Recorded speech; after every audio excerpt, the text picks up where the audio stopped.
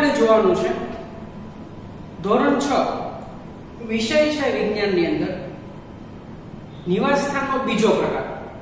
નિવાસસ્થાનનો બીજો પ્રકાર છે જલીય નિવાસસ્થાન. તો આપણે જોઈએ જલીય નિવાસસ્થાનની કેટલીક સામાન્ય અનુકૂલતાઓ. ત્યાર પછી આપણે વાત કરવાની છે કે જલીય નિવાસસ્થાનની અંદર રહેતા પ્રાણીઓ અને વનસ્પતિની અનુકૂલતાઓ. જોઈએ આપણે જલીય નિવાસસ્થાનની અંદર જલીય નિવાસસ્થાનનો બીજો પ્રકાર છે જલીય નિવાસસ્થાન. હવે જલીય નિવાસસ્થાન કહેવાય કોને? એટલે તો સાદી સમજ આપણને ખબર હોય છે કે જલીય નિવાસસ્થાન એટલે શું અને જલીય નિવાસસ્થાનના જીવો એટલે શું. કયા જીવોને જલીય નિવાસસ્થાનના જીવ કહેવાય છે? તો પહેલા વાત કરીએ કે જલીય નિવાસસ્થાનના જીવ કોને કહેવાય. જલીય વિસ્તારમાં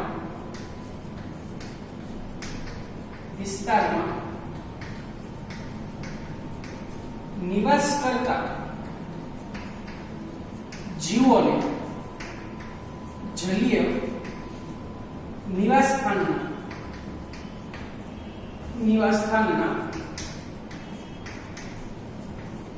જીવો કહેવાય છે. ઉદાહરણ તરીકે આપણે લખી શકીએ પ્રાણી અને બીજું લખી શકીએ વનસ્પતિ. કારણ કે વનસ્પતિ પણ એક સજીવ જીવ છે. પ્રાણીની વાત કરીએ આપણે કયા પ્રાણીઓ અંદર રહે છે તો પેલું આપણે લખી શકીએ માછલી, ડોલ્ફિન, વહેલ, સ્ક્વિડ,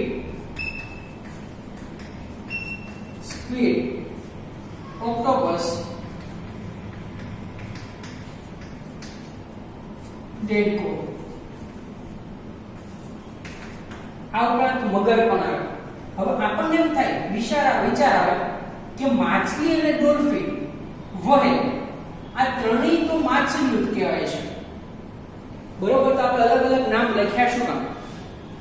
એનું કારણ છે કે માછલી, ડોલ્ફિન ને વહેલ ત્રણેયમાં શ્વસન કરવાની ક્રિયા છે ને અલગ અલગ છે. કઈ રીતે હું તમને સમજાવું તો કે માછલી છે જે એ શ્વસન ક્રિયા ઝાલર દ્વારા કરે છે. ઝાલરની મદદથી. જ્યારે ડોલ્ફિન અને વહેલ માછલી બંને છે એ બંનેની અંદર શ્વસન ક્રિયા કરવાનું છે તે નસકોરા અથવા તો શ્વસન છિદ્ર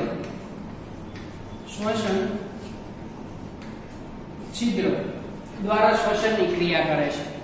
એટલે આ બંને તફાવત સમજાવવા માટે મેં અહીંયા ત્રણેય નામ લખ્યું છે માછલી, ડોલ્ફિન ને વહેલ. બરોબર, ડોલ્ફિન ને વહેલ છે એ માછલીના સમૂહની અંદર વિશાળકાય માછલીઓ ગણાય છે. એટલે કે કદમાં પણ મોટી છે, એનો શિકાર પણ અન્ય માછલીઓનો એ કરે છે ખોરાક તરીકે પણ. એટલે કે મહાકાય માછલીઓના સમૂહમાં ડોલ્ફિન અને વહેલનો સમાવેશ થાય છે. હવે આપણે સામાન્ય વાત કરીએ કે અન્ય બીજા કયા એના અનુકૂલનો છે તો જોઈએ તો કે માછલીનો આકાર ધારારેખીય છે. ધારારેખીય હોય છે. ધારારેખીય એટલે શું કે આગળ અને પાછળનો ભાગ ચપટો. બીજું જોઈએ વચ્ચેનો ભાગ પહોળો. વચ્ચેનો ભાગ આપણને કેવો જોવા મળે છે? પહોળો ભાગ જોવા મળે છે. માછલીને શ્વસન કરવાની છે એટલે કે શ્વસન ક્રિયા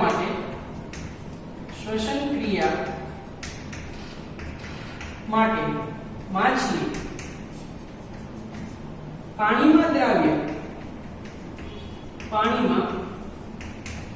દ્રાવ્ય ઓક્સિજન વાયુ જેને આપણે સંજ્ઞામાં લખાય છે O2 વાયુનો ઉપયોગ કરે છે, વાયુનો ઉપયોગ કરે છે એટલે કે માછલી જ્યારે પાણીની અંદર શ્વસન ક્રિયા કરે છે, શ્વાસોશ્વાસની ક્રિયા જ્યારે કરે છે, તો કોઈ પણ જીવ છે શ્વસન ક્રિયામાં હંમેશા ઓક્સિજન વાયુનો જ ઉપયોગ કરે. તો માછલી જ્યારે શ્વસન ક્રિયા કરે છે ત્યારે કયા પાણીનો વાયુનો ઉપયોગ કરે છે? તો કે પાણીમાં દ્રાવ્ય ઓક્સિજન વાયુનો ઉપયોગ કરે છે.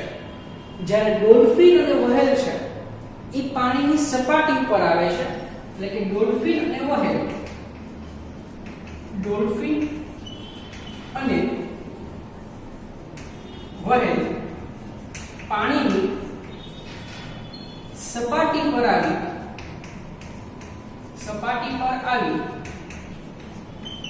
નસકોરાની મારફતે, નસકોરા દ્વારા હવામાંના ઓક્સિજન વાયુનો ઉપયોગ શ્વસન ક્રિયા માટે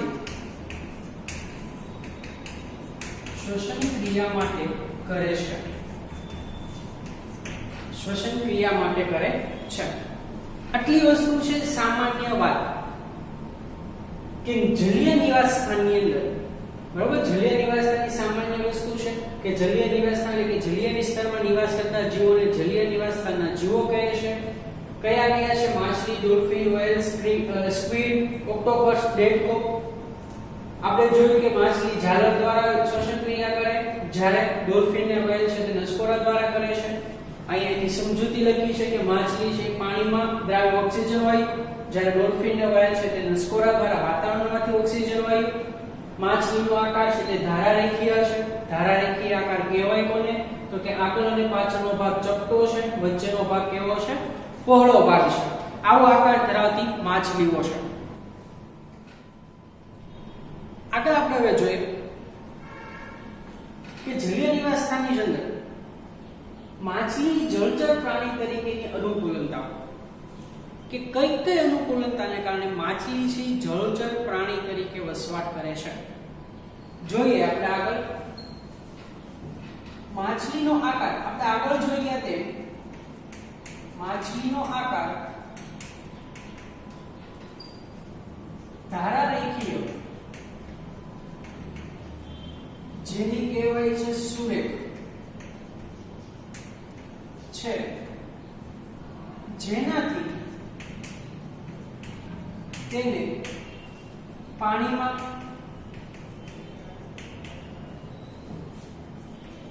તરતી વખતે પાણીનો અવરોધ ઓછો નડે છે, અને સરળતાથી તે પાણીમાં તરી શકે છે,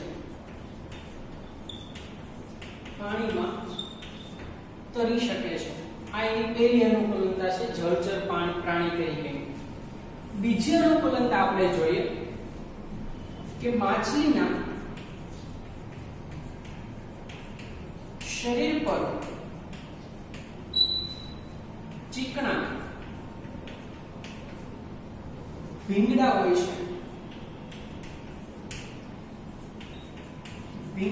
છે, જેથી માછલીને પાણીથી રક્ષણ મળે છે. આ એની બીજી અનુકૂલતા. પણ કયા પાણીથી રક્ષણ મળે છે? તો કે એના શરીર ઉપર પાણી ચોંટ્યું રહેતું નથી, કારણ કે ચિકાશયુક્ત કોઈ પણ ભાગે છે જ્યાંથી પાણી લસરીને સરળતાથી ક્યાં આવે છે? નીચે આવે છે. ત્રીજી અનુકૂલતા છે કે માછલીને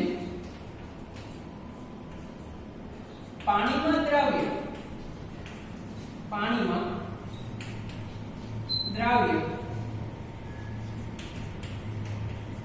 ઓક્સિજન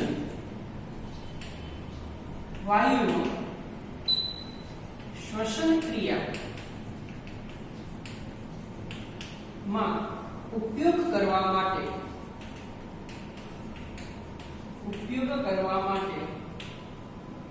ઝાલરની રચના હોય છે, રચના આવેલી હોય છે. એટલે કે જ્યારે શ્વસન ક્રિયા કરે છે પાણીની અંદર, તે પાણીમાં દ્રાવ્ય ઓક્સિજન વાયુનો ઉપયોગ કરે છે અને ઓક્સિજન વાયુનો શ્વસન ક્રિયામાં ઉપયોગ કરવા માટે એના શરીરમાં ઝાલરની રચના આવેલી હોય છે, જેના વડે માછલી શ્વસન ક્રિયા કરી શકે છે, શ્વસન ક્રિયા કરી શકે છે.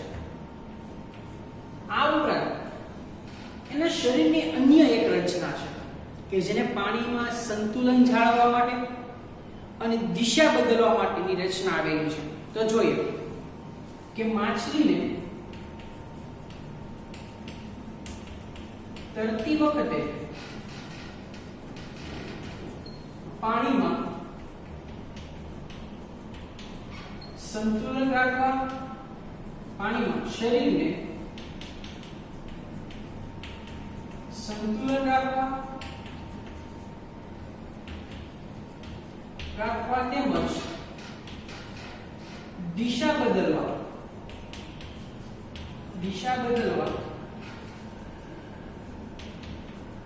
ચપટા,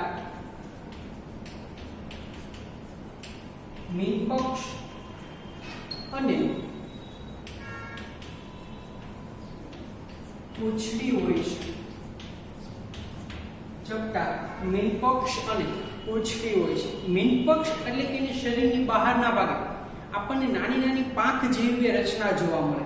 તો નાની નાની પાંખ જેવી રચના છે એ શું છે? મીનપક્ષ, કે જે સંતુલન સાધવા માટે, પાણીની અંદર સંતુલન એટલે કે પોતાનું શરીર છે સંતુલિત રાખવા માટે મદદરૂપ થાય છે અને તરવા માટે એની પૂંછડી એને મદદરૂપ થાય છે અને દિશા બદલવા માટે પણ મીનપક્ષ અને પૂંછડી કાર્યરત હોય છે, એટલે કે એને ભાગ ભજવે છે.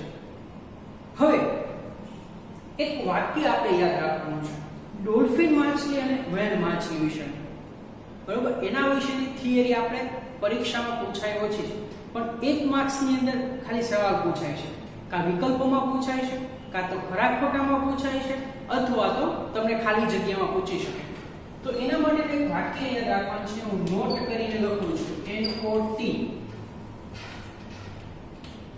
ડોલ્ફિન અને વ્હેલ ના મસ્તક પર નસકોરા હોય છે, જેના વડે તે શ્વસન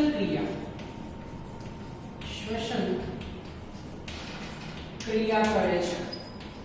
ડોલ્ફિન અને વ્હેલ માછલી શ્વસન ક્રિયા માટે નસકોરાનો ઉપયોગ કરે છે. ક્યારે શ્વસન ક્રિયા કરે છે?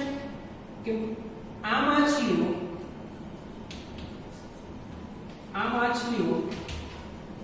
શ્વસન ક્રિયા કરવા માટે પાણીની સપાટી પર આવે છે અને વાતાવરણમાંના ઓક્સિજન વાયુનો O2 નો ઉપયોગ કરે છે. આટલી વસ્તુ છે કે માછલીના બે સમૂહ, માછલી અને ડોલ્ફિન ને વ્હેલ ની જળચર પ્રાણી તરીકેની અનુકૂલનતા. હવે આપણે વાત કરશું પ્રાણીઓની અંદર માછલી અને ડોલ્ફિનની અનુકૂલનતા આપણે જોઈ લીધી. હવે પાણીમાં કેટલાક વનસ્પતિ જીવો પણ હોય, એટલે કે વનસ્પતિ પણ વસવાટ કરતી હોય, વનસ્પતિ પણ ઉગી નીકળતી હોય.